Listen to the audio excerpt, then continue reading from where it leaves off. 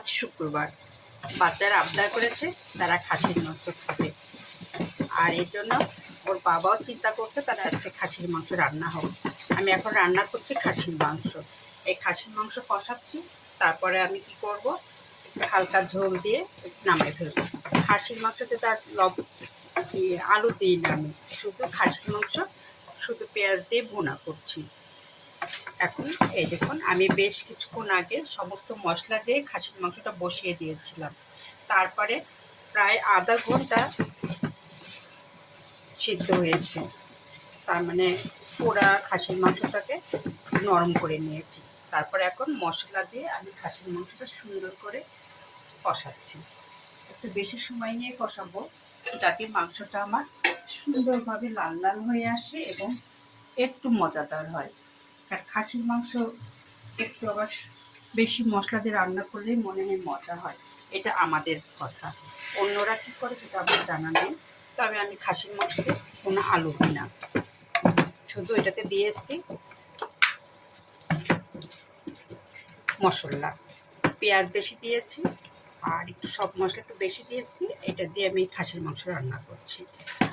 বাচ্চাদের আবদার আজকে পোলাও দিয়ে খাসির মাংস খাবে, তার সঙ্গে থাকবে একটু চিংড়ি মাছ। চিংড়ি মাছ তো আমার এখনও ভাজা হয়নি, তবে রেডি করতেছি। আর খাসির মাংস অলরেডি আমি বসাই দিছি। এই খাসির মাংসের মধ্যে আমি রসুন দিব, কারণ আমরা মাংসে বড় রসুন খাই, ঠিক এইভাবে রসুনটা দিব। আর কাঁচামরিচ কেটে রাখছি, সেটাও মাংসে দিব, তবে আগে মাংসটা কষাইনি। আর এই কারণে মানে রসুনটা তুলে রেখেছি, যাতে কষাতে কষাতে রসুনটা অনেকটা গলে যাবে। আর আমি এখন দিব না, আমি আরও কষানোর পরে আমি রসুনটা দিব। আর আলু দিব না এই কারণে, খাসির মাংসতে আলু দিলে মজা লাগবে না, এটা শুধু ভুনা করলে মজা লাগবে। এই জন্য আমি ঠিক কষানোর পর এমনই রাখবো, একটু ভুনা ভুনা, যাতে খেতে একটু মজা হয়। পোলার সঙ্গে চিংড়ি মাছ আর এটা ভালোই লাগবে। আর এর জন্য আমি রান্নায় বসিয়ে দিয়েছি খাসির মাংস। খাসির মাংস আমার ছেলেও পছন্দ করে, আমার মেয়েও পছন্দ করে, তবে খুব একটা বেশি পছন্দ করে না। আমরা বাসায় কেউ তেমন বেশি পছন্দ করি না, হয়তো মাসে একদিন এই খাসির মাংস আমার রান্না করা হয়। কারণ যেহেতু বাচ্চারা পছন্দ করে না, এই জন্য খাসির মাংসটা আমরা শুধু মাসে একদিন রাখি। আর অন্য সময় আমরা বেশিরভাগ গরু আর মুরগি রাখি, কারণ আমার বাচ্চারা মুরগি খুব পছন্দ করে।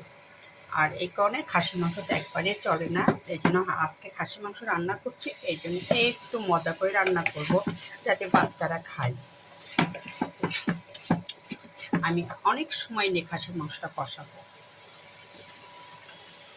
কারণ আমি অন্য কিছু আর করবো না।